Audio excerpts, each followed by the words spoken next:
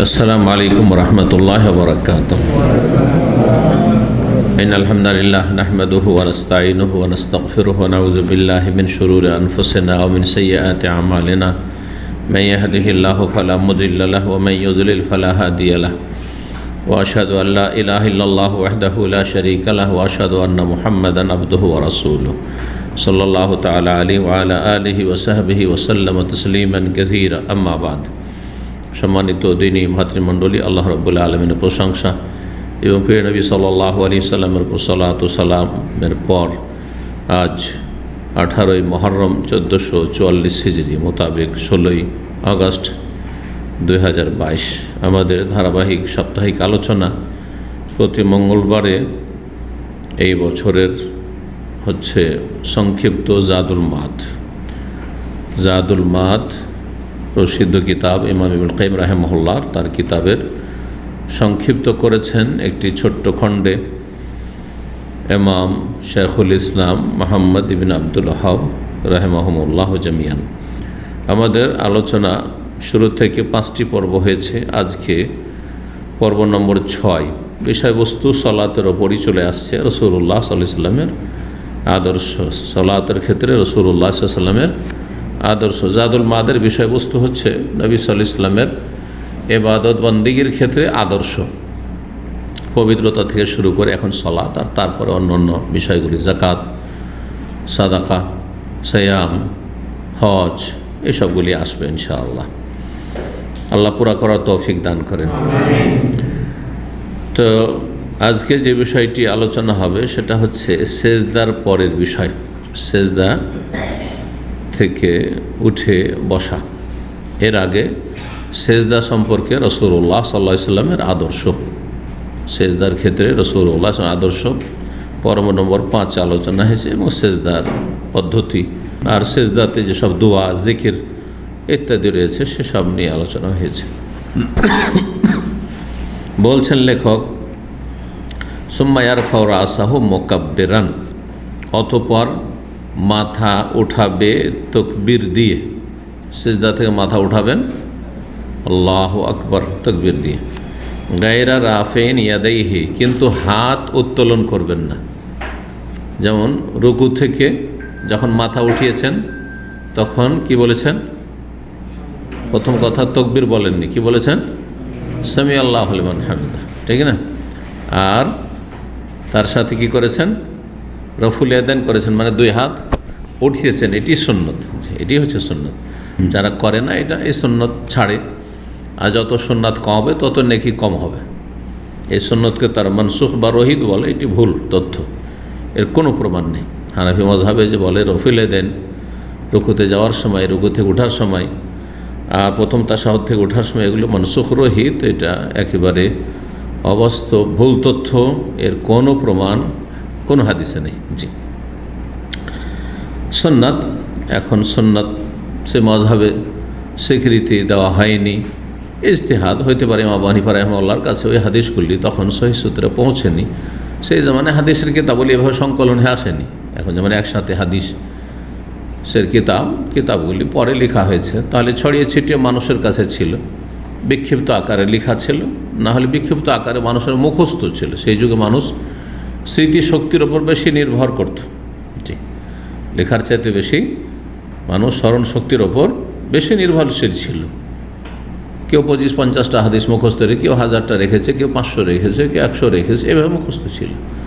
আর গোটা মুসলিম জগতে তখনকার ছড়িয়ে ছিটিয়ে ছিল। তো একসাথে হাদিস পাওয়াটা অত সহজ বিষয় ছিল না। তো ইমাম আবু হানিফা রাহিমাহুল্লাহ যেহেতু ইরাকের মানুষ ছিলেন, কুফার, ইরাকে যেসব ওস্তাদ থেকে যতটা হাদিস পেয়েছেন, সেই হাদিস এবং আয়াতের আলোকে, কোরআন কারীমের আলোকে তিনি ইজতিহাদ করে ফতোয়া দিয়েছেন, ইজতিহাদ করে ফতোয়া দিয়েছেন। যেমন আমাদের অনেক আহলে হাদিস আলেমরা, আমরাও সেই যুগ পেয়েছি, ভারত বাংলাদেশে যেসব কিতাবগুলি ছিল সেসব কিতাবগুলি পড়তো। মযহাবধারীদের কথা বাদ দেন, হানাফিদের, আহলে হাদিসদের কথা বলি, যতগুলো কিতাব তাদের সামনে ছিল সেগুলি সামনে রেখে ফতোয়া দিত। যার ফলে আমাদের ওস্তাদের সবাই সালাম ফেরার পরে ফরজ সালাতে মোনাজাত পার্টি ছিল, সবাই মোনাজাত করতেন তারা, এবং আমাদেরকে ওইটাই শিখেছে। আমরা একযুগ করেছি। প্রথম আমার শিক্ষকতার জীবনে, আমার যেহেতু কয়েক বছর শিক্ষকতার জীবন আছে, মদিনা আসার আগে 4-4.5 বছর, তো তার মধ্যে 3 বছর নিজেই দোয়া করেছি 5 ওয়াক্ত। কারণ আমাদের কাছে তাহকিক ছিল না, আমরা 7 পুরুষ আহলে হাদিস। কিন্তু যেই সব কিতাব, এইসব তাহকিক গবেষণা আছে, সব কিতাবগুলি ভারত বাংলাদেশে ছিল না।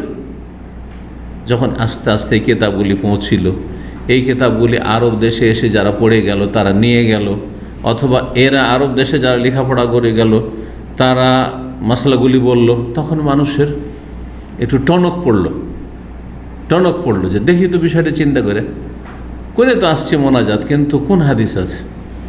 হাদিস তো খুঁজে পাই না। কোনো একটি হাদিসও নেই যে নবী সাল্লাল্লাহু আলাইহি সাল্লাম ফরজ সালাতের পরে দোয়া করছেন আর সাহাবীরা আমিন আমিন বলছেন। কোনো সহিহ হাদিস নেই, একটিও নেই। কিন্তু একটা কাজ যখন চলতে থাকে, সবাই সমাজই করে, আর এর বিপরীত গবেষণা বা কেউ মাথায় টনক দেওয়ার মতো থাকে না যে চিন্তা করে দেখেছেন কি বিষয়টি আসলে আছে কি না, তখন একটু টনক পড়ে যায়, দেখি তো তাহলে চিন্তা করে গবেষণা করে। এসব হয়নি আসলে। তারপরে একটা কাজ মানুষ যখন একটা ইবাদত করতে থাকে তখন ছাড়তে কষ্ট লাগে, সহজে ছাড়তে চায় না মানুষ। এটা খারাপ স্বভাব, আমি হই আর আপনি হই, মানুষ হচ্ছে অভ্যাসের দাস।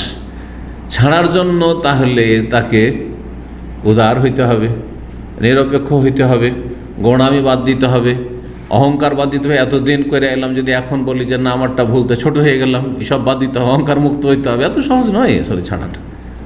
জি, ভুল কি অনেক সময় ভুল জানার পরও মানুষ ছাড়তে চায় না। একটা বেনামাজিকে বলেন, হ্যাঁ যে ভাই নামাজ পড়তে যান না কেন, চলেন আল্লাহর রাস্তায় একটু নামাজ পড়েন, নরম করে বলেন তো হয়তো কিছু বলবেন না। নামাজ পড়েন না কেন আপনি, যান আপনার কাজ করেন। ওকে কোনো খারাপ কথা বলেছেন, তারপর আপনাকে খারাপ জবাব দেবে, এটা মানুষের খারাপ স্বভাব। তো যাই হোক, কি বলছিলাম যে ইমাম আবু হানিফা রাহিমাহুল্লাহর কাছে হতে পারে রফায়ে দান হাদিস পৌঁছেনি, হয় পৌঁছেইনি আর না হলে সহিহ সূত্রে পৌঁছেনি। তখন তিনি বলেছেন যে রফায়ে দান শুধু তাকবীরে তাহরিমা সাহেব প্রথমখানে, সেটা তো আর শরীয়ত নাই। শরীয়ত হচ্ছে আল্লাহ কি বলেছেন আর রাসূলুল্লাহ সাল্লাল্লাহু আলাইহি ওয়াসাল্লাম কি বলেছেন। হাদিস যখন পরে সহিহ হাদিস পাওয়া গেল, অনেক হাদিস, যে নবী সাল্লাল্লাহু আলাইহি ওয়াসাল্লাম 4 জায়গায় রফুল ইয়াদান করেছেন, শুধু এক জায়গায় নয়, তো 4 জায়গায় করবেন আপনি। তো বলছেন যে সেজদা থেকে উঠতেন তাকবীর বলে, কিন্তু 2 হাত উঠাতেন না, 2 হাত উঠাতেন না। সহিহ বুখারী মুসলিমের হাদিস দ্বারা প্রমাণিত এই বিষয়গুলি। তারপর বলছে সুম্মা ইয়াজলিসু মুফতারিশান, সেজদা থেকে উঠে যে বসবেন, তো বসার ধরনটা কেমন, নিয়মটা কেমন? বলছেন যে বসতেন পা বিছিয়ে। মুফতারিশান এই ফার্শ থেকে, ফার্শ মানে কি? বিছানা। ফার্শ মানে হচ্ছে বিছানা, পা বিছিয়ে বসতেন। কোন পা বিছাইতেন? বলছেন ইয়াফতারিশু রিজলাহুল ইউসরা, বাম পা বিছিয়ে, বাম পা বিছিয়ে পায়ের ওপর নিতম্ব ভর দিয়ে বসতেন। ওয়াজলিসু আলাইহা, এবং বাম পায়ের ওপর বসতেন। আশা করি বুঝতে পারছেন, দেখাবার কোনো প্রয়োজন নেই, এরকম করে বসেন সাধারণত প্রথম তাশাহুদে বিশেষ করে। ওয়ায়ানসিবুল ইয়ুমনা, ডানটাকে কি করতেন? ডানটাকে কি করেন? খাড়া রাখতেন। নাসাব ইয়ানসিব মানে দাঁড় করে রাখা, দাঁড় করে রাখতেন। হাদিস, বিভিন্ন হাদিস রয়েছে। আল্লামা আলবানী রাহিমাহুল্লাহ তাআলা প্রসিদ্ধ কিতাব তার সিফাতুস সালাতিন নবী সাল্লাল্লাহু আলাইহি ওয়াসাল্লাম, এগুলো নিয়ে আসছেন 118 পৃষ্ঠায়। তাহলে এটা হলো, এখনও কিন্তু তাশাহুদে যায়নি, 2 সিজদার মাঝখানের বসার কথা চলছে কিন্তু, হ্যাঁ ভুল করবেন, তাই না? 2 সিজদার মাঝখানে যে বসবেন, বাম পা বিছিয়ে ওতে ভর দিয়ে আর ডান পা দাঁড় করে। তাহলে বোঝা গেল যে যারা তাড়াহুড়া করে সিজদা করে বা সালাত আদায় করে, পাগুলোকে দাঁড় করে রাখে একটা সিজদা করে, আর তারপরে আবার সিজদা চলে যায়, এটা সুন্নতের খেলাফ। এভাবে চলবে না, বসতে হবে। ওয়াদাউ ইয়াদাইহি আলা ফাখিদাইহি, যখন বসবেন 2 সিজদার মাঝখানে 2টো হাত কোথায় থাকবে? বলছেন 2 রানের ওপর, 2 রান অরুর ওপর থাকবে। ওয়াজআলু হাদ্দা মিরফাকাইহি আলা ফাখিদাইহি, আচ্ছা, হাত যে রাখবেন, তো হাত রাখা তো বিভিন্ন লোক বিভিন্ন রকম করে রাখে। হাতটা যখন রাখবেন, হাত তো রানের ওপর রাখলেন এইভাবে, ঠিক আছে, এইভাবে রানের উপর রাখলেন।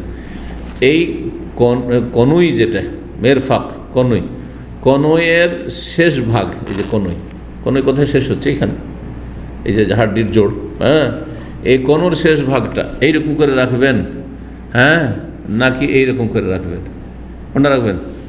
এরকম করে? হ্যাঁ, কোথায় রাখতে হবে? রানের শেষ ভাগে, রানের শেষ দিকে, রানের হাঁটুর কাছে যে রান, হাঁটুর পরে যে রান শুরু হলো ওখানে থাকবে দু হাত। আর আপনার কনুইয়ের শেষ ভাগটা কোথায় থাকবে? রানের যে ওপর দিক রয়েছে সেখানে। তাই বলছেন ওয়াজ আলু হাদ্দা মিরফাকাইহি, আর দুই কনুইয়ের সীমানাকে করবে আলা ফাখিদাইহি, দুই কনুইয়ের সীমানাকে রাখবে কোথায়? আলা ফাখিদাইহি, মানে করবে আর কি, রেখে দেবে না, করবে, রাখবে কোথায়? আলা ফাখিদাইহি, দুই রানের ওপর। তাহলে এইভাবে রাখবে না, অনেকে এই করছেন না, এরকম করে না।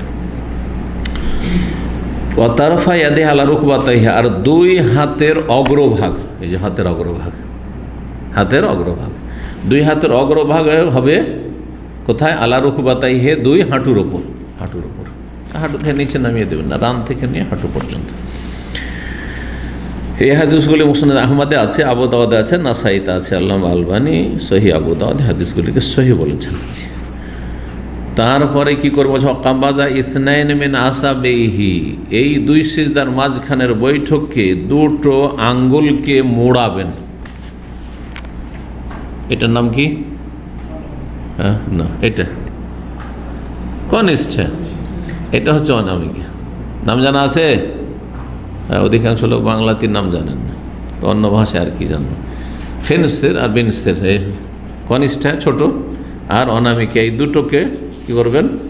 মোড়াবেন, দুটোকে মোড়ার পরে কি করতে হবে? ও হালাকাতান, আর গোলাকার করবেন, হালাকা বানাবেন। হালাকা মানে গোলাকার করা, এই যে গোলাকার। মধ্যমা আর বৃদ্ধাঙ্গুলি দিয়ে কি করবেন? গোলাকার, দুটো মোড়ালেন, আর মধ্যম যে আঙ্গুলটা আছে আর বৃদ্ধাঙ্গুলি দুটো দিয়ে গোল করলেন, এইরকম হালাকা তৈরি করলেন। আর এইটা কী করতে হবে? তাশাহুদের, এটা দাঁড়িয়ে থাকবে, এইটা এরকম থাকবে, খোলা থাকবে। সুম্মা রাফা ইসবাহু ইয়াদউ বিহা, তারপরে আঙ্গুলকে উঠাবেন। এই আঙ্গুল মানে এখন একটি তো আঙ্গুল বেঁচেছে, দুটো তো মড়িয়ে নিলেন আর দুটো দিয়ে গোলাকার বানালেন, তাহলে বাঁচলো একটা। এই যে শাহাদাতের আঙ্গুল যেটা, এর নাম আরবিতে প্রাচীন যুগে সাব্বাবা ছিল, ইসলাম আসার পরে এর নাম শাহাদাতের আঙ্গুল করা হয়েছে, কারণ এই দিয়ে তখন শাহাদাত, আশহাদু আল্লা ইলাহা ইল্লাল্লাহ আশহাদু আন্না মুহাম্মাদুর রাসূলুল্লাহ, হ্যাঁ, সেজন্য এর নাম শাহাদাতের আঙ্গুল হয়েছে। আমরা এর দ্বারা সাক্ষ্য প্রদান করি, নেকির কাজ করি। আর আরবরা এর নাম সাব্বাবা কেন রেখেছিল? সাব্বা ইয়াসুব্বু, গাল দিত, সেজন্য কারোর সাথে যদি লড়াই হইতো, দেখবো রে, দেখবো তো, হ্যাঁ, বুঝবি তুই, হ্যাঁ, চিনিস সবখানে এইটা। কেউ অন্য আঙ্গুল দিয়ে কিছু করেন না, কিন্তু তো এই আঙ্গুল দিয়ে খারাপ কাজ করতো, সেজন্য তারা নাম রেখেছিল খারাপ। সাব্বা ইয়াসুব্বু মানে গাল দেওয়া, হ্যাঁ, ওয়ালা তাসুব্বুল্লাযী ইয়াদউনা মিন দুনিল্লাহ, আল্লাহ বলছেন কোরআনে, যারা আল্লাহ ছাড়া অন্যকে ডাকে, অন্যের উপাসনা করে, দেবদেবীর, মাজারের, গাল দিও না। হ্যাঁ, যেসব মাজার পূজা হচ্ছে তাদের গাল দিবেন না। এমনকি তারা জড় ধরাও যদি থাকে, ধরেন এমন মাজার যে চেনেন যে ওই মাজারে যাকে দাফন করা আছে ও জড়টা বেনামাজি, বেদিন ছিল, নাপাক হয়ে থাকতো, আর তাকে দাফন আল্লাহর ওলি বানিয়ে দেওয়া হয়েছে, তারপর ওকে গাল দিয়েন না। কারণ ওকে যদি গাল দেন তাহলে কি করবে? ভালো মানুষকে তারা গাল দিয়ে রিয়াকশানে। দেবী, হ্যাঁ, লাতু জামানাত, লক্ষ্মী সরস্বতী না, গাল দেবেন, নিষেধ। কারণ অজ্ঞতাবশত তারা তোমাদের যে হক রব, হ্যাঁ, রব্বে করিম, তাকে গাল দিবে তারা। সুব্বুল্লাহ আদওয়ান বেগাইর ইলম, শত্রুতাবশত, হ্যাঁ, আর প্রতিক্রিয়ামূলক অজ্ঞতার কারণে তারা কি করবে? আল্লাহকে গাল দেবে। তোমার কারণে আল্লাহ গাল খেল। এই জন্য ঝগড়া করতে গিয়ে মানুষ যে কি করে? গাল দেয় না। গাল দিলেন হয়তো আপনি একরা গাল, আপনি দোহরা গাল খেলেন, বুঝলেন? একরা আর দোহরা মানে হয়তো আপনি শুধু ওই লোকটাকে গাল দিলেন, আপনার বাপ মা তুলে 14 গোষ্ঠী তুলে গাল দিল, তো আপনার কারণে আপনার বাপ মা কেন গাল খাবে? তারা যদি এই কাজটা না করতেন, আপনার বাপ আপনার দোষে গাল খেলো, গাল না দিলে গাল খেত না, ঝগড়া না করলে গাল খেত না। সুতরাং এইসব ক্ষেত্র থেকে বেঁচে থাকতে হবে, এইসব জায়গা থেকে বেঁচে থাকতে হবে। তো বলছেন যে কি করতেন, তারপর এই আঙ্গুলটাকে কি করতেন, উঠাইতেন, রাফা উঠাইতেন, তাহলে উঠাইতে হবে এরকম না। ইয়াদু বিহা কি করতেন, সেটা দিয়ে দোয়া করতেন। দোয়া করা যেমন জবান দেওয়া হয়, হ্যাঁ, তেমন কথার দ্বারা, তেমনই অঙ্গ প্রত্যঙ্গ দিয়ে দোয়া করা, এটা দিয়েও দোয়া করা। এর দ্বারা ইশারা করা, অন্য হাদিসে রয়েছে ইশারা করার কথা রয়েছে। ওয়ালা ইউহাররে কহা, আর সেটাকে হেলাবেন না, সেটাকে হরকত দেবেন, নাড়াচাড়া করবেন না। এখন নাড়াচাড়া মানে কি? নাড়াচাড়া মানে যদি বল নাড়াচাড়া, এইটা নাড়াচাড়া, এটা হতো না একটা নাড়াচাড়া, হরকত দাও, এইটা করবেন না, তাহলে হিলাইতে হবে না, তাহলে ধরে থাকতে হবে, শুধু ধরে থাকতে হবে এরকম করে, আর দোয়া করতে হবে। যে বুঝেছে ওইরকম সেই এরকম বুঝেছে। আর কেউ বলছেন না হেলানো মানে হচ্ছে এরকম, এরকম করবেন না, কারণ সহি হাদিস আছে ইউহার হিলাতেন, নবী সাল্লাল্লাহু আলাইহি ওয়াসাল্লাম দোয়া করতেন এবং হরকত দিতেন, হেলাতেন। তাহলে হেলানো সম্পর্কে, এই আঙ্গুল হেলানো সম্পর্কে 2 রকম হাদিস আছে, হেলাতেন আবার হেলাতেন না। এখন লেখক হেলাতেন নার হাদিস নিয়ে এসছেন, যদিও এটা কিন্তু তাশাহুদের বৈঠকে নয়। আর একটা মশলা বলবো যে এটা কি তাশাহুদের বৈঠকের ক্ষেত্রে নাকি 2 সিজদার মাঝের বৈঠকও এতে শামিল, আর একটা মশলা পরে আসছে। কারণ আজকে এক মশলাতে কয়েক মশলা ঢুকে আছে, হ্যাঁ, কথা বুঝতে পারছেন? তো প্রথম কথা এটা বুঝে নিই যে হাদিসে হেলাতেন এসছে আর হেলাতেন না এসছে, 2 রকম হাদিস। একদল বলছেন যে হেলাতেন না, এই হাদিস সহি নয়, জয়ীফ, দুর্বল, আর এটাই ঠিক। আর একদল বলছেন যে দুটো তো সমন্বয় করা যেতে পারে। সমন্বয় বোঝেন তো, জয়ীফ দুর্বল বলে উড়িয়ে দেবো না, বলবো যে দুটোতে কী করবো, কম্বাইন করবো, সমন্বয় করবো, দুটোকে মিলাও। হেলাতেন মানে এইভাবে হেলাতেন, হ্যাঁ, মানে যেটাকে অন্য হাদিসে ইউশিরু বিহা, দোয়া করতেন আর ইশারা করতেন, এটা ইশারা। আর হেলাতেন না মানে এইভাবে হেলাতেন না, এটা হেলাতেন। মাথা হেলানো এটাও ঠিক না, আর মাথা হেলানো এটাও, দুটোই তো মাথা হেলানো, ঠিক না? কিন্তু বাঙালি মাথা হেলানো আলাদা, আর কেরালা মাথা হেলানো আলাদা। যারা এখানে কেরালাদের সাথে থাকেন ওরা বুঝে, ঠিক না? এত তফসিল আর দুনিয়ার করা দরকার নেই। আমরা একরকম হেলে, ওরা আর একরকম হেলে। জি, তো হেলাতেন না আর হেলাতেন দুটোতে সমন্বয় করেন, অথবা হেলাতেন নার হাদিস জয়ীফ। 4 নম্বরে টিকায় লিখছেন এই জন্য যে হেলাতেন না, এ মর্মে মুসনাদ আহমদে, আবু দাউদে, নাসাইতে হাদিস রয়েছে ওয়াইল বিন হুজুর থেকে।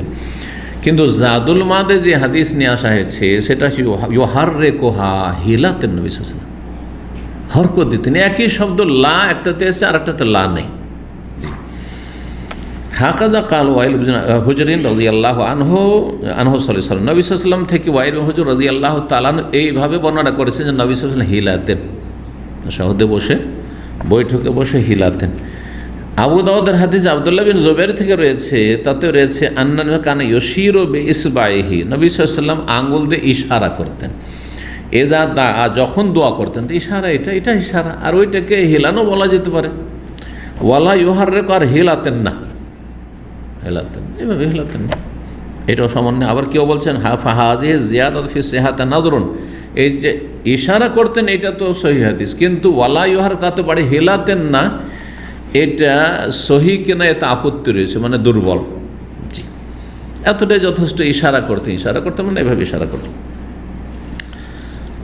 সহি মুসলিমে লম্বা হাদিস রয়েছে মর্মে, তাতে অতিরিক্ত কথা নেই। কেন সহি না এটা? কারণ সহি মুসলিমে ইশারার কথা আছে, কিন্তু হেলাতেন না এটা নেই। ওয়ালা ইউহারকে কথাটি নেই, পক্ষান্তরে আবু দাউদে আছে। জি, তো এক হাদিসে সহি মুসলিম বেশি সহি মুসলিম হাদিসে যখন নেই অতিরিক্ত, আর এতে আছে, তার মানে ওইটা অতিরিক্ত, কোনো বর্ণনাকারী হয়তো ভুল করে বাড়িয়ে দিয়েছে, এটা হতে পারে।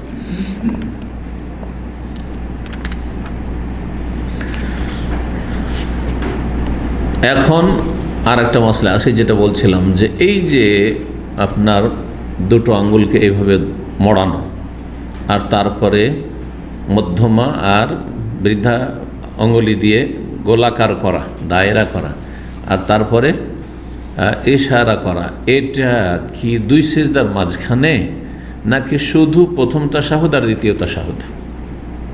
অধিকাংশ আইম্মায়ে কেরাম বলছেন যে এটা শুধু প্রথম তাশাহুদে আর দ্বিতীয় তাশাহুদে, এক কথায় প্রথম হোক আর শেষ তাশাহুদ হোক, তাশাহুদে। তো দুই সিজদার মাঝখানের বসাটি অল্প সময়ের বসা, আর তাতে বিশেষ ছোট্ট দোয়া রয়েছে দুই রকমের। এতে এটা নেই, এতে এইভাবে করার প্রয়োজন নেই, বড় রানেই রাখবেন, এইভাবে যেটা তরিকা এটা নেই, আর এতে ইশারা করাও নেই। কিন্তু যারা বলছেন আছেন, ওনাদের একজন হচ্ছেন ইমাম ইবনুল কাইয়িম রাহিমাহুল্লাহ, জাদুল মাদের লেখক, আর একজন বর্তমান যুগের বড় আলেম সৌদি আরবের শেখ ইমাম মোহাম্মদ বিন উসাইমিন। এই দুইজন বলছেন না, দুই সিজদার মাঝখানের বৈঠকেও এইভাবে বাঁধতে হবে আর গোলাকার করতে হবে। আর দুই সিজদার মাঝখানে বলবেন রব্বিগ ফিরলি রব্বিগ ফিরলি রব্বিগ ফিরলি, আল্লাহুম্মা গফিরলি ওয়ারহামনি ওয়াহদিনি ওয়াআফিনি ওয়ারযুকনি। আর কি শব্দ আছে বলতে পারেন? হ্যাঁ, এটা এই ক্ষেত্রে আছে ওয়াজবরনি ওয়ারফানি, আরও কিছু বাক্য দুটো আছে, আল্লাহুম্মা গফিরলি ওয়ারহামনি ওয়াহদিনি ওয়াআফিনি ওয়ারযুকনি, পাঁচটি। আর দুটো অন্য অন্য রিওয়ায়াতে রয়েছে ওয়াজবরনি আর ওয়ারফানি, ওয়ারফানি। জি, তো ওই দুটো মিলিয়ে যদি সবগুলি বলেন সাতটি, তাও ঠিক আছে। আর প্রসিদ্ধ যেটি হাদিস সেটি হচ্ছে যেটা আগে বললাম। আবার কোন রিওয়ায়াতে হয়েছে আল্লাহুম্মা গফিরলি ওয়ারহামনি ওয়াহদিনি, ওয়াজবরনি আছে, ওয়াআফিনি নেই। জি, এইভাবে আছে ওয়ারযুকনি যেমন আসছে। সুম্মা ইয়াকুলু, বলবেন কি দুই সিজদার মাঝখানের বৈঠকে? বলছেন অতঃপর বলবে বা বলতেন নবী সাল্লাল্লাহু আলাইহি ওয়াসাল্লাম, আল্লাহুম্মা গফিরলি, আল্লাহ তুমি আমাকে ক্ষমা করে দাও, মাফ করে দাও। এর চেয়ে বড় আর কি চান? এটাই কিন্তু আমরা খুব হালকা মনে করি, এত সহজ নয়, কিন্তু অন্তর থেকে হইতে হবে। আল্লাহর কাছে মাফ চেয়ে নিলেন, আর আল্লাহ মাফ করবেন না? মাফ চাইবেন তো? খালেস অন্তর থেকে যদি আল্লাহর কাছে ক্ষমা চান, অবশ্যই ক্ষমা করবেন। ক্ষমা চাওয়াতে যদি কোনো বাধা না থাকে, অবশ্যই মাফ করুন। আল্লাহ মাফ করে দিলে তাহলে আর জাহান্নামে যাবেন না, ঠিক কি না? আল্লাহ মাফ করে দিলে আল্লাহ ধরবেন না দুনিয়া আখিরাতে। আল্লাহ যদি মাফ করে দেন, তো আপনার আমার পাপের কারণে দুনিয়াতে যে বালা মুসিবতগুলো আসে সেগুলি আসবে না। আল্লাহ তুমি আমাকে মাফ করে দেন। এই জন্য সবচেয়ে হালকা দোয়া মনে হয় আজকাল মুসলিম সমাজে এটাকে মনে করা, আল্লাহ মাগফিরলি, আল্লাহ মাফ করে দেন, আস্তাগফিরুল্লাহ। মনে হচ্ছে হালকা, না হালকা নয়। আপনি হালকা মনে করেছেন, এই জন্য আপনার ইস্তেগফার হালকা হয়ে গেছে। কিন্তু আপনি এটাকে যদি ভারী মনে করেন যে আমি অনেক গুরুত্বপূর্ণ দোয়া করছি, আমার লাইফে ক্ষমা পেয়ে যাওয়া বিশাল। আপনি আপনার কোম্পানি থেকে ফাইনাল এক্সিটে যাচ্ছেন, এনওসি লাগবে, জানেন তো এনওসি, বুঝেন তো, নো অবজেকশন সার্টিফিকেট। কোনো রকমের কোম্পানি কোনো রকম দাবি দেওয়া আপত্তি নেই, যাও, তোমার ওপর কোনো আপত্তি নেই। এটা কি কম কথা নাকি? কোনো আপত্তি নেই। পক্ষান্তরে অনেক আছে আপনার সঙ্গী, হ্যাঁ, যাদের এনওসি দিচ্ছে না, না তোমার এই সমস্যা আছে, এই সমস্যা আছে, এই পেমেন্ট করো, এই করো, এত টাকা এই করেছো তুমি, এত টাকা তোমার এখানে আছে, হেসা আছে, আলহামদুলিল্লাহ নিরাপদ চলে গেলেন আপনি। আল্লাহ যদি মাফ করে এনওসি, জান্নাতে যাওয়ার জন্য এনওসির সার্টিফিকেট, আল্লাহু আকবার। জি, আল্লাহ মাগফিরলি, আল্লাহ আমাকে মাফ করে দাও, ওয়ারহামনি, আল্লাহ রহম করো। মাফ পেয়ে গেলেন, তারপরে অতিরিক্ত লাগবে, আল্লাহ রহম করো। আল্লাহ যার রহম করবেন তাকে আল্লাহ অসহায় ছেড়ে দেবেন না। আল্লাহ যার রহমত করে, রহমত ছাড়া জান্নাত পাওয়া যাবে না। আপনি রহমত পেয়ে গেছেন, জান্নাত পাবেন ইনশাআল্লাহ। কোনো ব্যক্তি আল্লাহ রহমত ছাড়া জান্নাতে যাবে না। মাগফিরাত পেয়ে গেলেন, ক্ষমাও পেয়ে গেলেন, রহমতও পেয়ে গেলেন, কিন্তু খালেস অন্তর ইখলাসের সাথে দোয়া করতে হবে। দোয়া কবুলে যেন কোনো রকম বাধা না থাকে। ওয়াজবরনি, আমার ঘাটতিগুলো পূরণ করে দাও। জবর মানে হচ্ছে হ্যাঁ কি করা? ঘাটতি পূরণ করা। জি, এখান থেকে আল জবর বোঝা গেছে। জবর আর নকস একে বলা, আপনার কি বলে ম্যাথে যে একটা ইয়ে আছে না, ভগ্নাংশ। ভগ্নাংশ, জবর মানে ঘাটতি পূরণ করা, কথা বলছে। নকস মানে ঘাটতি, একের দুই মানে হাফে আছে, একের দুই, একের দুই। তো আর একের দুইয়ে একের দুই মানে হাফে হাফ মিলিয়ে কি হয়ে গেল? জবর হয়ে গেল, ঘাটতি পূরণ হয়ে গেল, এক হয়ে গেল। বুঝতে পেরেছেন? তো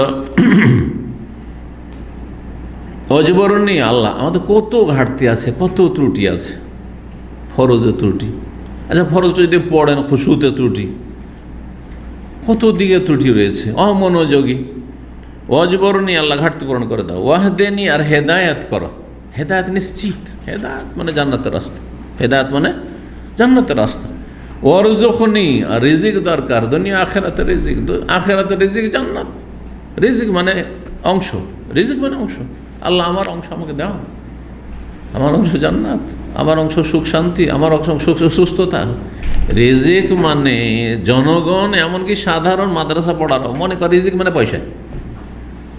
হ্যাঁ, রিজিক মানে পয়সা, একেবারে ভুল অর্থ। আর রিজকের শাব্দিক অর্থই হচ্ছে আল হাজ্জু ওয়ান নসিব, নসিব, তো নসিব বলি বাংলাতে, আরবি শব্দ ওটা, অংশ, নিজের অংশ। আয়ু, সুস্থতা, এলেম, আমল, বিদ্যা, বুদ্ধি, হ্যাঁ, ধন সম্পদ, স্ত্রী, রিজিক, ছেলে মেয়ে রিজিক। এই জন্যই তো আল্লাহ জান্নাবিনা শাইতান, আমার জান্নাবি শাইতান নাকি মা রাজাক্তানা। এবার রেজাক্তানা এবার কি? স্বামী স্ত্রী সহজ করে পয়সা কোথায় পাওয়া যায়? মা রাজাক্তানা মানে রিজিক ওই ছেলে মেয়ের জরুরিয়া, যা আমাকে দেবে। যে শয়তানকে দূরে রাখো তা থেকে, আমাদের থেকেও, আর যা আমাদেরকে দেবে ছেলে মেয়ে। ছেলে মেয়ে রিস্ক, জি, বরং উত্তম রিস্ক। অরজুকনি, জীবনের প্রতিটি ক্ষেত্রে যা যাকে আল্লাহ দিয়েছেন, যা কিছু আছে সব রিজিক। অরজুকনি, এই হাদিস আবু দাউদে আছে, ইবনে মাজায়, মুস্তাদরাক হাকিমে রয়েছে। ইমাম হাকিম সহি বলেছেন, ইমাম জাহাবি তার সমর্থন করে সহি বলেছেন, আল্লামা আলবানী সহি বলেছেন। তারপরে যদি কেউ বলে না এই হাদিস দুই সিজদার মাঝখানে আল্লাহ মাগফিরলি ওয়ারহামনি ওয়াহদিনি ওয়াফিনি ওয়ারজুকনি জয়ীফ, এ কথা গ্রহণযোগ্য? যেই সে আপনার সহি জয়ীফের হুকুম লাগানো শুরু করে, অথচ কোনো যোগ্যতা নেই, এটা আল্লাহ হেদায়েত করুন। আজকাল সোশ্যাল মিডিয়ায় দেখবেন এরকম, হ্যাঁ, বিভিন্ন আলোচনায় অথবা কারো লেখনীতে অমুক হাদিসটা জয়ীফ। কতটা জ্ঞান আছে হাদিস জয়ীফের কায়দা কারণই জানো না তুমি, মাথা হয়ে গেছে। তো এই হাদিস সহিহ, জি। ওয়াহাকাযা যাকারাহু ইবনে আব্বাস, এইভাবেই বর্ণনা করেছেন আব্দুল্লাহ বিন আব্বাস রাদিয়াল্লাহু তাআলা আনহুমা, নবী সাল্লাল্লাহু আলাইহি ওয়াসাল্লাম থেকে এই দোয়া। এখানে অজবর্ণী শব্দ এসছে, এটি যে হওয়ালাগুলি বললাম এতে রয়েছে। আর একটি রিওয়ায়াত যেটা, সেটাতে কি রয়েছে?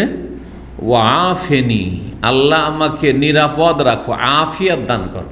আফিয়াতের অর্থ আরও ব্যাপক। আফিয়াত মানে জীবনের সার্বিক ক্ষেত্রে নিরাপদ থাকা, কথা বোঝা গেছে? সার্বিক ক্ষেত্রে, দিনের ক্ষেত্রে, দুনিয়ার ক্ষেত্রে, শরীরের ক্ষেত্রে, শরীর অঙ্গ প্রত্যঙ্গের ক্ষেত্রে, মানসিক ক্ষেত্রে, শারীরিক ক্ষেত্রে, ধন দৌলতের ক্ষেত্রে, ছেলে মেয়ে, আফিয়াত। জি, এই জন্য আব্বাস রাদিয়াল্লাহু তাআলা রাসূলুল্লাহ সাল্লাল্লাহু আলাইহি ওয়াসাল্লামের চাচা একবার বললেন যে, ভাতিজা, ইয়া রাসূলুল্লাহ, আমাকে একটি দোয়া শিখিয়ে দেন, আমাকে দোয়া শিখিয়ে দেন। বললেন, ইয়া আম্মে, হে চাচা, সালিল্লাহুল আফিয়া, তুমি আল্লাহর কাছে কি চাও? আফিয়াত চাও।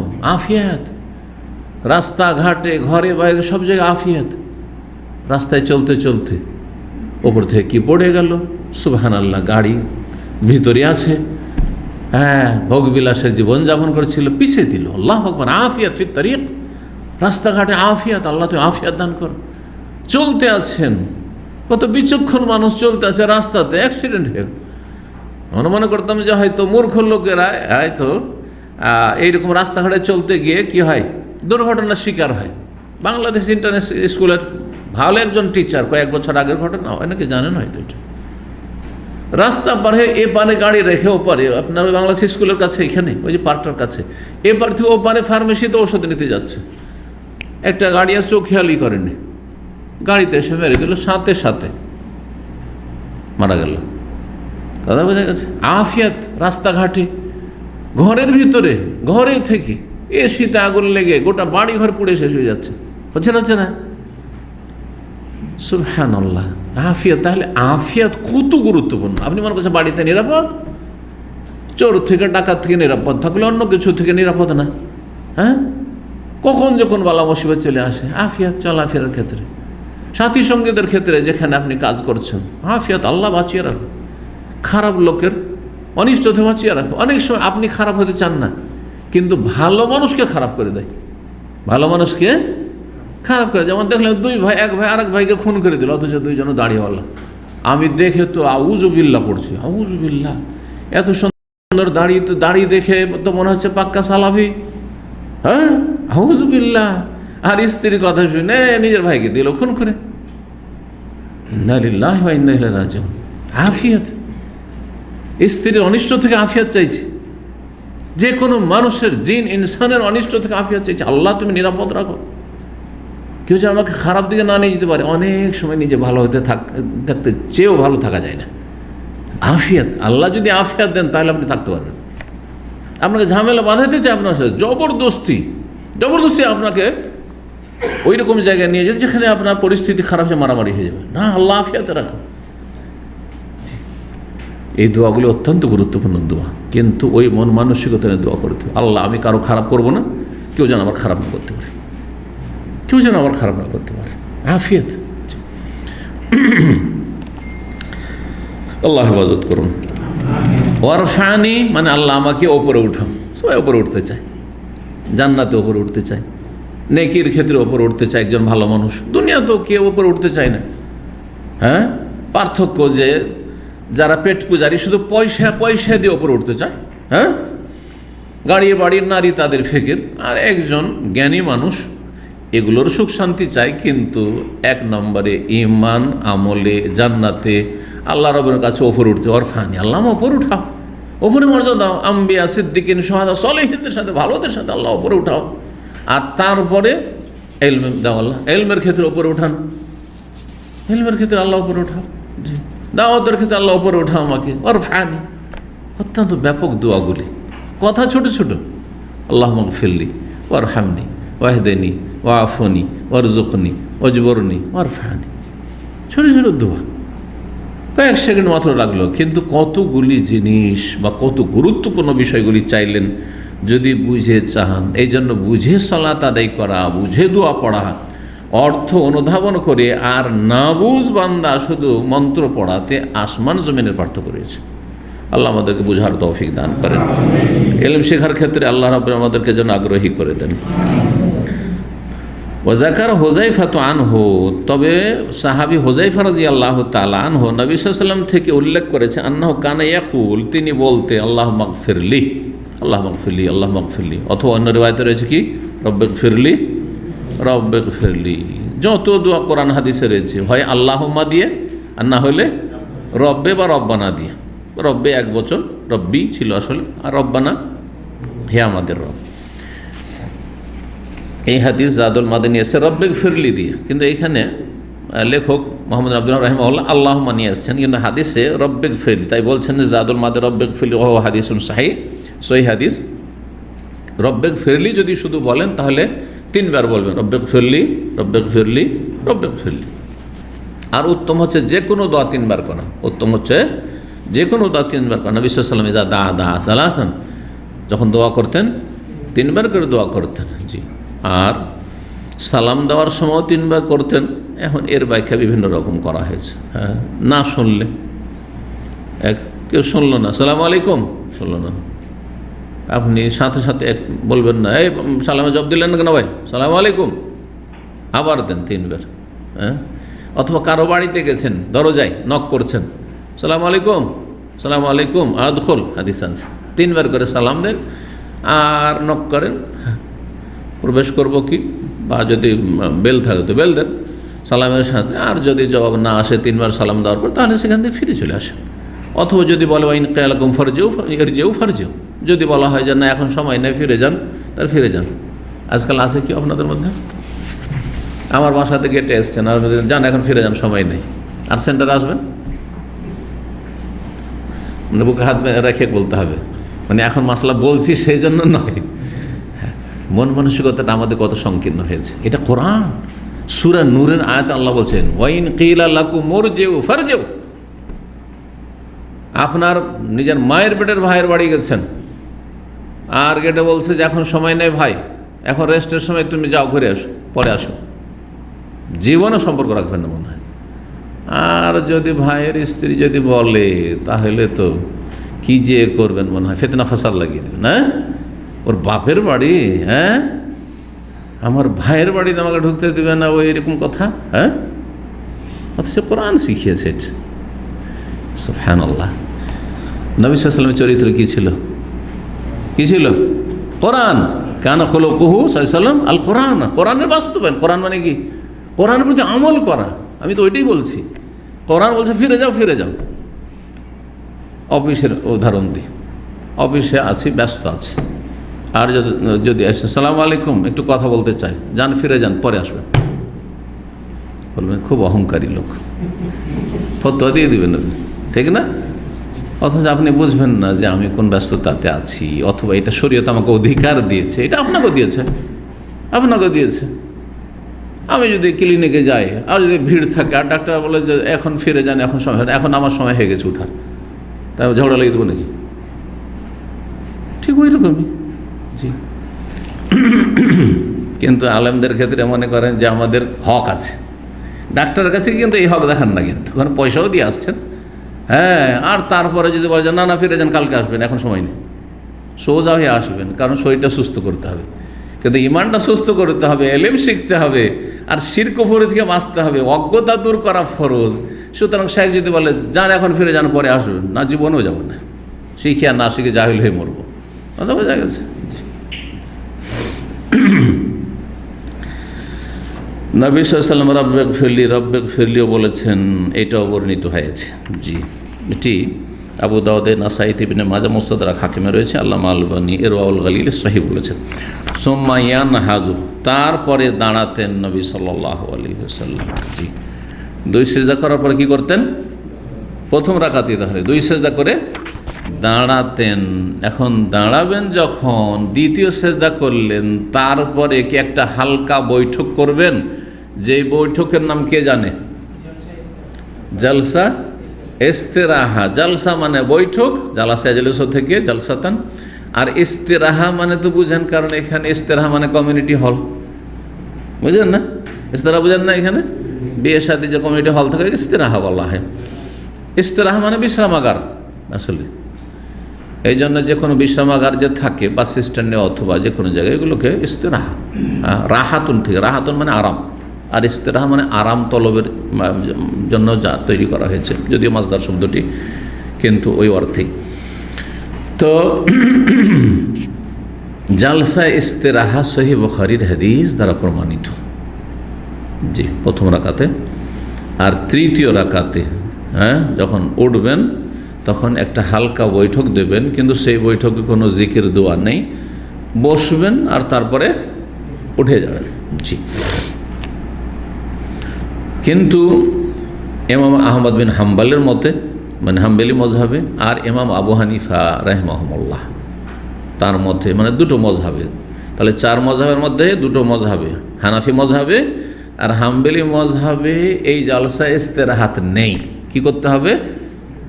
দ্বিতীয় সেজদা করে সাথে সাথে পায়ে ভর দিয়ে উঠে যেতে হবে। এইটাই বলছেন এখানে লেখক শাইখুল ইসলাম আহমদ বিন আব্দুল্লাহ রাহিমাহুল্লাহ, যেহেতু বংশগত হাম্বলি মজহাবের ছিলেন। জি, আহলে হাদিসদের মতো তিনি লা মজহাবি ছিলেন না, কারণ আমাদেরকে লা মজহাবিরা গাল দেয় না হানাফিরা, আর শুধু আমাদেরকে গাল দেয় না, কাকে গাল দেয়? মোহাম্মদ আব্দুল্লাহকে গাল দেয় যে তিনি ওয়াহাবি লা মজহাবি ছিলেন। তিনি তো লা মজহাবি ছিলেন না, তিনি হাম্বলি মজহাব, ফিকহি মাসলায় তিনি হাম্বলি মজহাবের অনুসারী ছিলেন। আকিদায় তিনি সালাফি আকিদা মানহাজের অনুসারী, যেমন হানাবেলা আর যেমন আহলে হাদিস সালাফিরা। কিন্তু সাধারণত ফিকহি মাসলা মাসাইলে তিনি হাম্বলি একজন আলেম ছিলেন, তার বাবা হাম্বলি বড় ফাকি ছিলেন, এবং তিনি হাম্বলি মজহাবেই লালিত পালিত হয়েছেন। যদিও ধরেন কিছু মাসলা মাসাইলে ভিন্ন মত থাকতে পারে, কিন্তু মূলত তিনি হাম্বলি মজহাবের ছিলেন। যখন মোহাম্মদ আব্দুল্লাহ রাহিমাহুল্লাহ হাম্বলি মজহাবে ছিলেন, তাহলে তার সম্পর্কে বেদাতপন্থী ভারতের যারা, তারা এবং ব্রিটিশরা যে বলছেন নতুন ধর্ম সে নিয়ে এসছে, কোথায় নতুন ধর্ম নিয়ে আসলো? নতুন মজহাবও নিয়ে আসেন। বেদাতি হানাফিরা লিখেছে মোহাম্মদ আব্দুল্লাহ রাহিমাহুল্লাহ সম্পর্কে সে 5ম মজহাব নিয়ে এসছে। কোথায় 5ম মজহাব? তো হাম্বলি মজহাবেরই লোক, তো কোথায় 5ম মজহাব নিয়ে আসলো? কথা বুঝতে পারছেন কি না? তাহলে এই তহমত বা অপবাদ একেবারে ডাহা, মিথ্যা। মোহাম্মদ আব্দুল্লাহ রাহিমাহুল্লাহ কোন নতুন ধর্ম নিয়ে এসছেন বা নতুন মজহাব নিয়ে এসছেন, বরং 4 মজহাবের প্রসিদ্ধ যে মজহাব হাম্বলি মজহাব, যেটি সুন্নাহর সবচেয়ে কাছাকাছি মজহাব, কারণ ইমাম আহমদ বিন হাম্বল সর্বশেষ ইমাম এবং তিনি সবচেয়ে বড় মুহাদ্দিস। তার বিশাল মুসনাদ আহমদ হাদিসের কিতাব, 30,000 বেশি হাদিস। তো তিনি সেই মজহাবের অনুসারী ছিলেন, কিন্তু অন্ধ মোকাল্লেদ ছিলেন না, মজহাবের ফিকহ মাসাইল ফলো করতেন। তো যেহেতু হাম্বলি মজহাবে কি রয়েছে বললাম, জালসা ইস্তেরাহাত নেই, এই ইস্তেরাহার বৈঠকটা নেই, উঠে যেতে হবে। তাই বলছেন যে তারপরে নবী সাল্লাল্লাহু আলাইহি ওয়াসাল্লাম উঠে যেতেন বা উঠে যাবে আলা সুদুরে কাদমাইহি, দুই পায়ে এবং দুই হাঁটুতে ভর দিয়ে, দুই পায়ে আর দুই হাঁটুতে ভর দিয়ে সাথে সাথে উঠে যাবে। হ্যাঁ, একজন দেখাইতে পারবে এখানে? দোলা টোলা নেই, আলাস তাড়াতাড়ি ঘুমাচ্ছে। এ আল্লাহ, যে ঘুমাচ্ছে ওকে জাগিয়ে দেন, আশেপাশে দেখেন। এই যে ওই যে পায়ের এড়িতে ভর দিয়ে আর হাঁটুতে ভর দিয়ে কি করলেন? উঠে গেলেন। এইটা হচ্ছে হাম্বলি মজহাব আর এটা হচ্ছে হানাফি মজহাব। আর আরেকটা যেটা শাফি মজহাব আর আহলে হাদিস সালাফিদের মত। হ্যাঁ, যেটা সিজদার পরে এই যে একটু বসে হ্যাঁ, তারপরে ঠিক ওঠার সময় আগে হাত উঠাবে না আগে রান উঠাবে, এটা আর এক মশলা। বলছেন মওতামেদান আলা ফাখিদাইহি, রানের ওপর ভর দিয়ে উঠে যাবে, রানের ওপর ভর দিয়ে উঠে যাবে। তার রানের ওপর তাহলে হাত দুটো থাকবে আর রানে ভর দিয়ে উঠে যাবে, যেটা বয়স্ক লোকের জন্য বা মোটা লোকের জন্য কষ্টকর। কথা বোঝা গেছে? এটা তরিকা। এই মতটিও হানাফি মজহাবের মত, আর এই মতটি হচ্ছে হাম্বলি মত। আর এই মতটি ইমাম ইবনুল কাইয়িম সালাফি আলেমদের মধ্যে ইমাম ইবনুল কাইয়িম রাহিমাহুল্লাহর মত, যে নামার সময় মানে সেজদা যাওয়ার সময় কি করবে? আগে, এর আগে পড়িয়েছি কিন্তু, সেজদা যাওয়ার সময় আগে কি রাখবে? ওরা কি বলছে? হানাফি মজহাব আর হাম্বলি মজহাব কি বলছে? হাঁটু রাখবে। আর ওঠার সময় পরে হাঁটু, আগে রাখলো হাঁটু, আর ওঠার সময় কি করবে? আগে হাঁটু উঠিয়ে নেবে। আগে রেখেছিল, আগে হাঁটু উঠিয়ে নেবে। হ্যাঁ না, আগে হাঁটু উঠে গেছে, হাঁটুতে ভর দিয়ে উঠবে।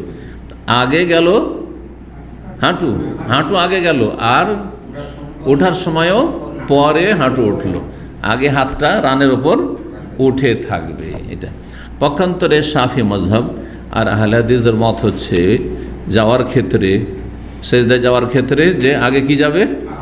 হাত যাবে, হাত আগে গেল, আর তাহলে হাঁটু পরে মাটিতে নামলো। আর ওঠার সময় আগে হাত গেছে আর পরে হাত উঠবে, এর একবার উল্টো, পরে হাতে ভর দিয়ে, হাঁটুতে ভর দিয়ে নয়, তাহলে কিসে? হাতে ভর দিয়ে উঠবে। জি, হাদিস দুই রকম আছে, কিন্তু এই ক্ষেত্রে কোনটি উত্তম, কোনটি বেশি শক্তিশালী, এই নিয়ে ইখতিলাফ। বোঝা গেছে? আর উটের মতো বসিও না, এর ব্যাখ্যাতে ইখতিলাফ, যা বিস্তারিত গত আলোচনাগুলিতে করেছি যে উটের মতো মানে কি। জি, উটের হাঁটু, উটের হাঁটু কোথায় আছে? হ্যাঁ, সামনের পায়ে আছে। হ্যাঁ, তো যারা বলছে উটের হাঁটু সামনের পায়ে আছে, ফালায়াবরক কামায়াবরকল বাইরে, উটের মতো বসবে না, তার মানে হাঁটু কি করবে না? আগে রাখবেন না, কি রাখতে হবে তাহলে? হাত রাখতে হবে। কথা বোঝা গেছে? এটা হচ্ছে শাফি মত, আহলে হাদিস মত। এটা আল্লামা আলবানী এটাকে সহি বলছেন। আর হাম্বলি আর হানাফিরা বলছেন উটের মতো বসবেন না। উট কি করে যখন বসে? আগের পা রাখে, আর আমাদের আগে কি আছে? দুই হাত আছে, সুতরাং আগে হাত রাখিও না, কি রাখো? হাঁটু রাখো। বোঝার ব্যাখ্যার ভুলে মাসলায় ইখতিলাফ হয়ে গেছে। কথা বোঝা গেছে? জি হ্যাঁ। সুতরাং এগুলো নিয়ে বাড়াবাড়ি এমন বিষয় নাই। আর আমি ইবনুল কাইয়িম রাহিমাহুল্লাহ বিশেষ করে একজন মুহাক্কিক গবেষক, আর তিনি সালাফি আলেম হওয়া সত্ত্বেও এই মাসলা এভাবে বুঝেছেন, এই জন্য কখনো কখনো এরকমটাও করি। হ্যাঁ, কিন্তু বেশিরভাগ আমল যেটা আমি বেশি সহি মনে করি সেটাই করি। সেটা হচ্ছে আগে হাত যাবে, আর ওঠার সময় পা আগে উঠবে, আর পরে হাত উঠবে না, হাতে ভর দিয়ে উঠবে না। হাতে ভর দিয়ে উঠা, আগে হাত রাখা আর হাতে ভর দিয়ে ওঠা, এটা বয়স্ক এবং মোটা লোকের জন্য সহজ, ঠিক না? এই জন্য আচ্ছা, হাম্বলিরা এই হাদিস, অথচ ইমাম আহমদ বিন হাম্বল হাদিস পেয়েছেন, তারপরে কেন নেননি? বলছেন যে না, নবী সাল্লাল্লাহু আলাইহি ওয়াসাল্লাম প্রথম জালসা ইস্তেরাহার মশলা আছে। জালসা ইস্তেরাহা, যেটা ইস্তেরাহা বিরতির বা বিরামের বৈঠক। জালসা ইস্তেরাহা মানে হচ্ছে বিরামের বৈঠক। বিরামের বৈঠকটা বলছেন হাম্বলিরা যে এটা নবী সাল্লাল্লাহু আলাইহি ওয়াসাল্লাম যখন বয়স হয়ে গেছিল আর শরীরটা একটু ভারী হয়ে গেছিল, তখন একটু বসে উঠতেন। কারণ যুবকরা যেভাবে ধাই করে উঠে যাবে, সেজদাতে উঠলো আর তারপর এভাবে উঠে গেল, বয়স্ক লোকদের বা ভারী লোকদের জন্য ওঠা এটা একটু কষ্টকর। তাহলে এটা নবী সাল্লাল্লাহু আলাইহি ওয়াসাল্লামের বয়স হয়ে যাওয়ার কারণে বা শরীর ভারী হওয়ার জন্য করেছেন, এটা সুন্নত হিসাবে তিনি করেননি, এটা হাম্বলি এবং হানাফিরা বলছে। কিন্তু এটা তাদের বুঝ, এটাকে কারোর উপরে চাপিয়ে দেওয়া যায় না। এটা তো হাদিসে নেই যে নবী সাল্লাল্লাহু আলাইহি ওয়াসাল্লাম যখন বয়স হয়ে গেছিলো, শরীরটা ভারী হয়ে গেছিলো, সেই জন্য হাতে ভর দিয়ে উঠতেন বা সেই জন্য করতেন, কি বলে জলসা ইস্তেরাহাত করতেন, এমন কথা তো নেই। কথা বোঝা গেছে না? তো এগুলোকে বলে ইজতিহাদি মাসলা। আমার বুঝ এটা এই হাদিস থেকে, কিন্তু জরুরি না যে আমার বুঝটাই উদ্দেশ্য শরীয়তের, আমার বুঝটাই হচ্ছে নিশ্চিত ওহী। এই কথাটা যদি আমরা ব্রেনে রাখি, তাহলে আমাদের মধ্যে মযহাবি গোঁড়ামি আসবে না, মযহাবি গোঁড়ামি আসবে না এবং সংকীর্ণতা থেকে মুক্ত থাকতে পারবো। ফাইদা নাহাদা, যখন দাঁড়িয়ে যেতেন সিজদা থেকে, তার দুই সিজদা করে কি করলেন? দাঁড়িয়ে গেলেন। দাঁড়িয়ে যাওয়ার ইফতাতাহাল কেরাতা, কেরাত তেলাওয়াত শুরু করে দিতেন। জি, তেলাওয়াত আস্তে করে বিসমিল্লাহ, জোরে নয়, আর তারপরে সূরা ফাতিহা শুরু করে। ওয়ালা মিয়াসকুত, চুপ থাকতেন না। দ্বিতীয় রাকাতে যখন উঠলেন, কিছুক্ষণ নীরব থাকবেন, এমন করবেন যেমন প্রথমে তাকবীর তাহরিমার পরে কিছুক্ষণ নীরব থেকেন, যে নীরবতায় কি পড়েছেন? সানা ইস্তিফতার দোয়া পড়েছেন। জি, কামা ইয়াসকুতু ইনদাল ইস্তিফতা, যেমন ইস্তিফতার সময় মানে প্রথম সালাত শুরু করার সময় তাকবীর তাহরিমার পরে কিছুক্ষণ চুপ থেকেছেন, যেই চুপ থাকায় নীরবতায়, চুপ মানে জোরে কিছু পড়েননি, কিন্তু এমনি চুপ থাকেননি। সালাতে কোথাও কিন্তু চুপ থাকা নেই। একটি মশলা সবসময় মনে রাখবেন, সেখানে আল্লাহ কথাটি স্পষ্ট করে দিয়েছেন যে সালাতে আমরা অনেকেই চুপ থাকি। ইমামের একটু পরে গিয়ে মসজিদে পৌঁছেছি আর দেখছি যে উনি আত্তাহাত শুরু করে দিয়েছেন, আল্লাহু আকবার, আত্তাহাত তো গেলাম, কিন্তু চিন্তা করলাম আমার তো এটা আত্তাহাতের জায়গা নেই। তখন অনেকে কি করে? চুপ করে দাঁড়িয়ে থাকে। বা ইমাম জোহর আসরে লম্বা সূরা শুরু করেছে, লম্বা সূরা শুরু করেছে, যখন পড়ছেন তখন তো শুনছেন মাগরিব এশারিগুলো সালাতে, কিন্তু জোহর আসরে তা শুনছেন না। আর মুক্তাদির কাজ হচ্ছে কি? সানা পড়ার পরে সূরা ফাতিহা, সূরা ফাতিহা পড়ার পরে চুপচাপ দাঁড়িয়ে আছেন, অথচ হতে পারে যে উনি হালাত হাদিসুল কাশিয়া শুরু করে দিয়েছেন।